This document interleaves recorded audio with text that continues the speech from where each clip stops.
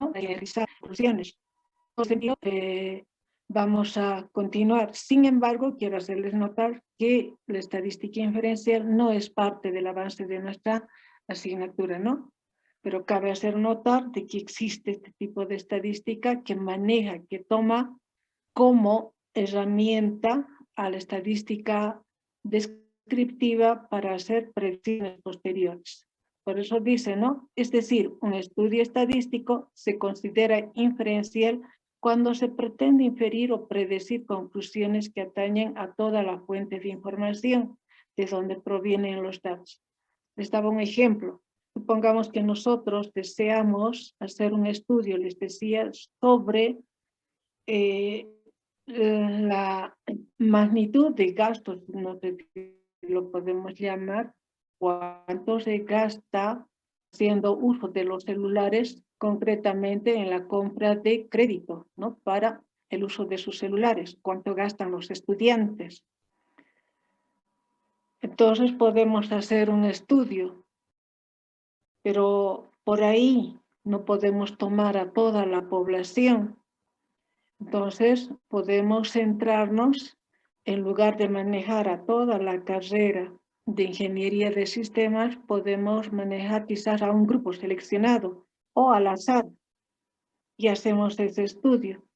Y si realmente nuestra muestra, ese grupo que hemos seleccionado, representa a toda la población, entonces las conclusiones que vayamos a sacar de esa muestra, ¿no? De ese grupo pequeño, podemos ya generalizarlo a toda la población. Ya no vamos a decir, por ejemplo, en nuestras conclusiones, bueno, se ha podido determinar que el gasto, ¿no? Promedio, por decir, en el grupo bajo estudio es tanto.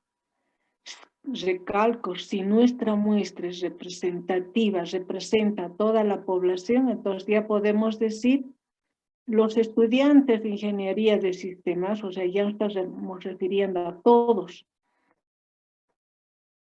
en promedio tienen este gasto en el uso de sus celulares, ¿no? Entonces, fíjense, para eso sirve la estadística descriptiva, para poder predecir, para poder inferir las conclusiones que se han obtenido de un pequeño grupo y a generalizarlo a uno grande.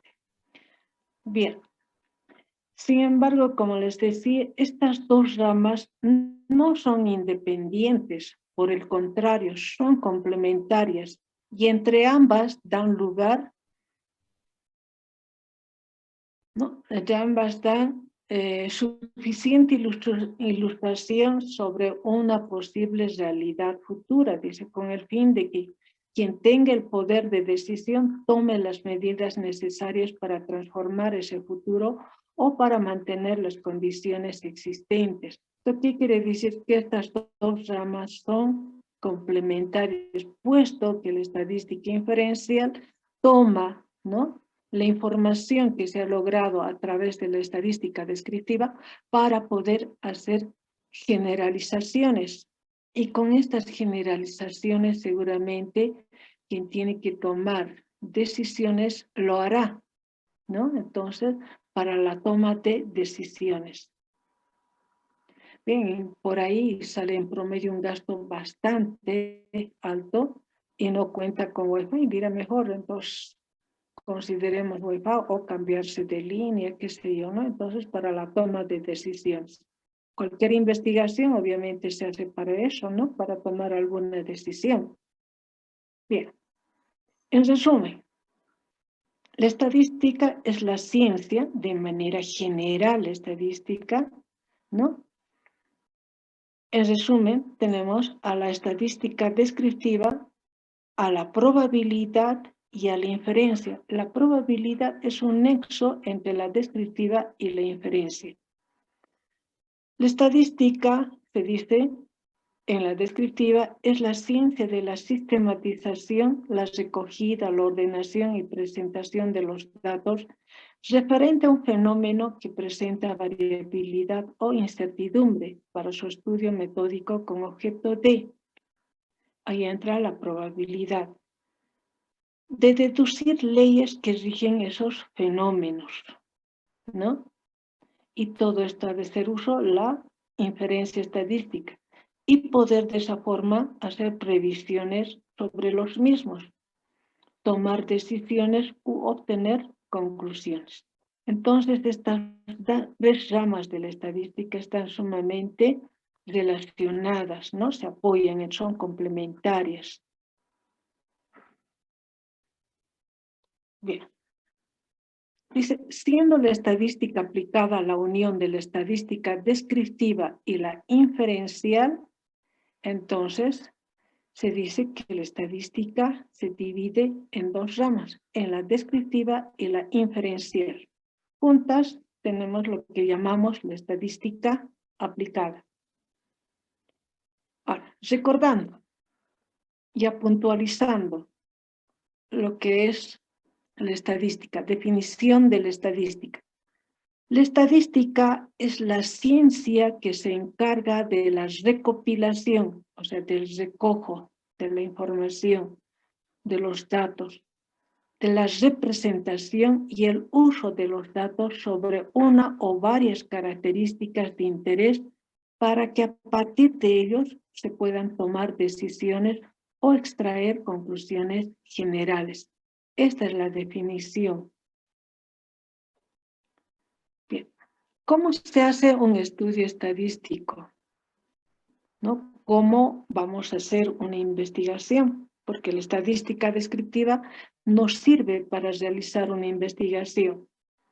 Dice, un estudio estadístico consta de las siguientes fases. La fase inicial, la fase 0.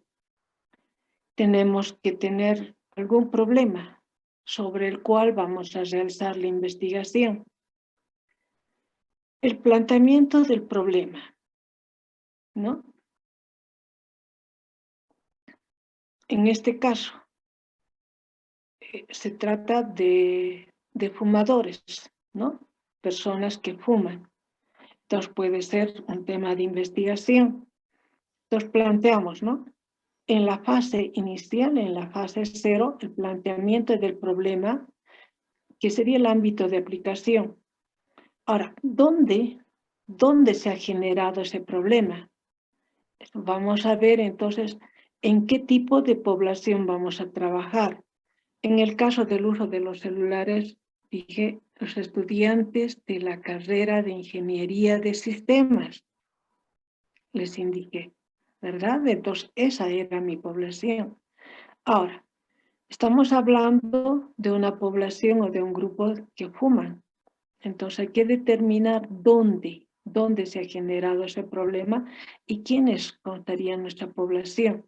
Entonces, la población está sujeta a estudio, ¿no? ¿En qué tipo de población vamos a hacer la investigación sobre los fumadores? Eso nos ha de permitir, dice, y determinación de características a estudiar, variables. Entonces, ¿qué variables vamos a considerar? Obviamente, una de ellas ha de ser fuma, ¿no? Fuma o no fuma, ¿no? Entonces, en la fase 0, una vez que ya hemos definido nuestra población, dónde se ha de hacer la investigación y qué tipo de características, puede ser edad, puede ser fuma, no fuma, si es de sexo femenino, sexo masculino, esas van a ser nuestras variables, ¿no? Una vez que determinemos eso, entonces vamos a plantear una hipótesis sobre una población. Los fumadores tienen más bajas laborales que los no fumadores. ¿Qué es una hipótesis? Una hipótesis en realidad es una conclusión ya de la investigación anticipada. Fíjense la forma como está aquí redactada, dice, los fumadores tienen más bajas laborales que los no fumadores. Por ahí estos fumadores, el hecho mismo de que van consumiendo o aspirando el humo, entonces pueden sufrir algunas enfermedades. Entonces, el rendimiento de estos fumadores posiblemente no sea el mismo que de los no fumadores. Por eso se dice, y por ese mismo hecho tengan que pedir algunos permisos porque se ha deteriorado su salud, qué sé yo, ¿no? Y esta ya sería una conclusión anticipada, ¿no? Los fumadores tienen más bajas laborales que los no fumadores, pero hay que probar ahora con nuestra investigación si esto es cierto, ¿verdad? O sea, ¿qué datos vamos a recoger de ese problema que se ha planteado sobre los fumadores? ¿Qué datos se van a recoger? Entonces van a ser nuestras variables. Hace rato les decía, puede ser edad, puede ser sexo, tiempo de duración de la persona en la fuente laboral, o sea, el tiempo de qué tiempo trabaja, en qué sector laboral trabaja. Si se me acaba el tiempo, ya saben, pueden ingresar, ¿no? El sector laboral, por ahí es un empleado, un obrero, un administrativo, ¿no? ¿Qué otros factores son interesantes? Entonces, estas van a constituir, nosotros tenemos que ver qué variables vamos a utilizar para nuestra investigación, aparte seguramente la variable de fumador, ¿no? La edad, ¿no? ¿Qué edad tiene? ¿Es hombre o mujer? ¿Qué tiempo está trabajando? ¿En qué lugar trabaja? ¿No? O sea, ¿en qué sector de su fuente laboral trabaja? ¿No? Y quizás vayamos a tomar otros factores también para la investigación. Bueno, también nos podemos preguntar en esta investigación de los fumadores, aparte de que fuman, por ahí tienen otro tipo de enfermedades más crónicas. Por ahí algunos de ellos son diabéticos, sufren del corazón o tienen otro tipo de enfermedades, ¿no? O poliglobus, presión alta, qué sé yo. Entonces, en esta investigación vamos a descartar aquellos que padecen esas enfermedades crónicas para que no se confunda con los que están fumando. Esa es una pregunta que nosotros tenemos que resolver al tiempo de realizar nuestra investigación. Ahora, en la fase 1, en la fase 0 hemos determinado nuestras variables, aparte hemos planteado una hipótesis, ¿no? Y hemos determinado dónde nuestras variables, ¿no? Nuestras variables que vamos a tomar en cuenta. En la fase 1,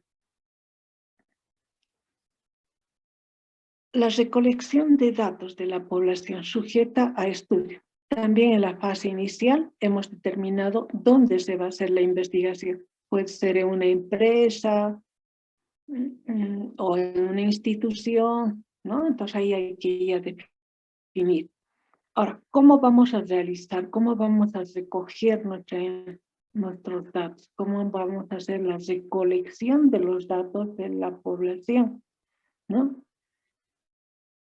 Podemos manejar un muestreo. Muestreo quiere decir a un grupo pequeño, ¿no? De la totalidad de los que trabajan ahí, vamos a considerar un grupo. O bien podemos también considerar a todos. Por ahí la cantidad de la gente que trabaja no es muy numerosa, entonces se puede considerar a toda la población. Pero si es bastante numerosa, entonces habrá que decidir por un muestreo, ¿no? O sea, tomar un grupo. Ahora, ¿qué individuos van a pertenecer al estudio? Los fumadores y no fumadores en edad laboral, seguramente, ¿no? Ahora, ¿cómo los vamos a elegir? Estos son los criterios de exclusión si voy a trabajar con un muestreo. Puede ser aleatorio. Yo podría solicitar una nómina de todos los trabajadores porque en la investigación van a ingresar los fumadores y los no fumadores, ¿no? Para hacer las consultas respectivas y hacer una comparación entre ellos. Entonces, ¿cómo vamos a elegir? ¿Cómo se elige? Puede ser de manera aleatoria. Como les decía, tengo una nómina de todos los que trabajan. Entonces, aleatoriamente puedo seleccionar. Entonces, quizás los puedo enumerar, agarro una máquina de calcular y voy generando números de manera aleatoria. Entonces, el número que le corresponda seguramente va a ser seleccionado para que sea parte de mi investigación. O bien, puedo ir y puedo quizás quedarme en la puerta y de la forma que van llegando de manera aleatoria, voy ya aplicando mi cuestionario, ¿no? Entonces hay diferentes formas de poder hacer esa selección. O puedo decir, no, lo vamos a hacer de manera sistemática. Agarro el listado de la nómina de los trabajadores, de todos, y digo, cada 5 personas voy a elegir a uno, ¿no? Entonces eso es ya de manera sistemática, ¿no? O de manera aleatoria. O puedo dividir a un lado las mujeres, a un lado los hombres, eso se llama estratificado. ¿No? Los voy seleccionando y de cada grupo voy sacando otros subgrupos para que formen mi investigación.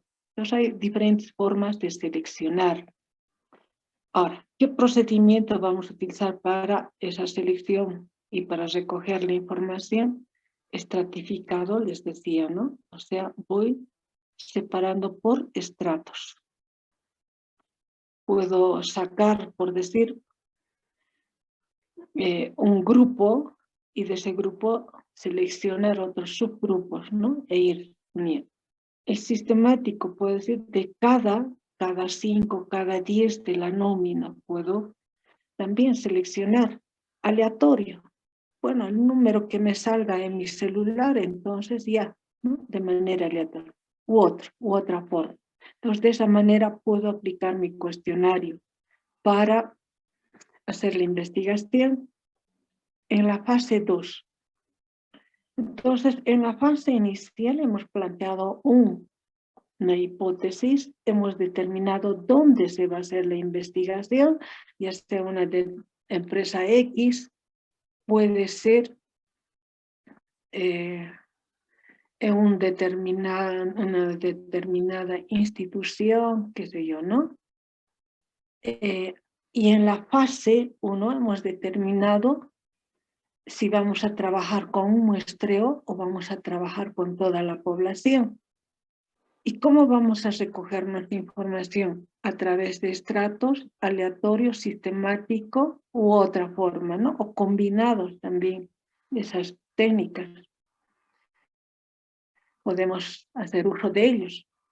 Ahora, en la fase 2, una vez que ya hemos recogido toda nuestra información, todos nuestros datos, ya hemos definido las variables, todo hemos recogido, entonces vamos a pasar a la organización y representación de estos datos.